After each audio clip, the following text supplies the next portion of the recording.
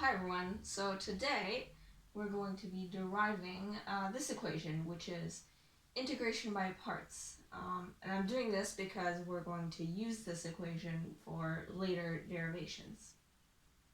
So we can see from this equation that we have limits a and b that we're integrating through, and we're saying that f of x times the g of x prime is equal to the difference f of b, g of b, minus f of a, g of a, minus the integral f prime of x times g of x this time. The first fact we want to use when we integrate this function is the product rule. And so we'll use the product rule with f of x and g of x like this. So we have f of x times g of x prime is equal to f of x prime times g of x plus f of x times g of x prime. So what can we do with this equation? Well, we can integrate both sides with limits b and a, and the two sides should still be equal. So we do it like this.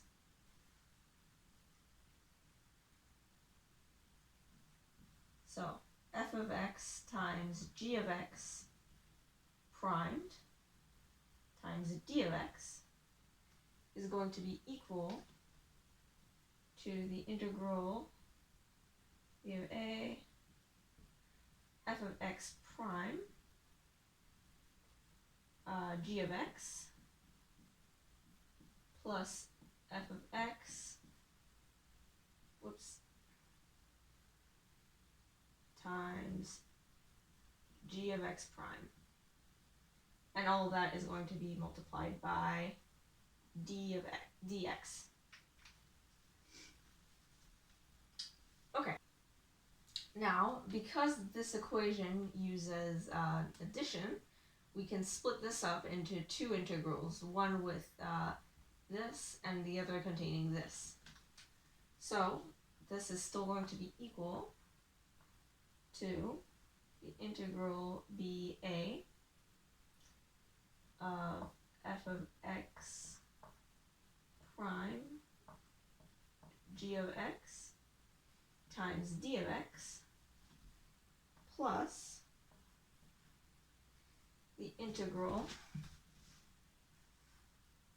BA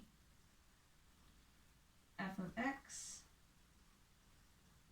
g of x times dx. Because this is already in terms of the derivative of x, we can integrate it through b and a, and so we will get f of x times g of x, and x is going to be b and a. This notation just means that I have f of b times g of b minus f of a times g of a. It's going to be the difference between the two limits. And we're going to have a constant value. Now, this might be a little confusing, but we don't actually need this constant value. We can erase it because the integral here already contains a constant value. So when we take out a constant on both sides, we're just going to redefine the constant that these integrals are going to give us. So I'm just going to erase this. Okay, so now our equation is looking very, very similar to this one. And all we really need to do is subtract this value from here. And then we will get the same equation. So we can write that f of x times g of x, the difference over f of b, g of b. So we're going to subtract this value here from both sides, so we'll get minus the integral a b x prime g of x. So this is going to be equal to the integral a of b of f of x times g of x prime times d of x. So now you can see that this equation is the same thing as this equation.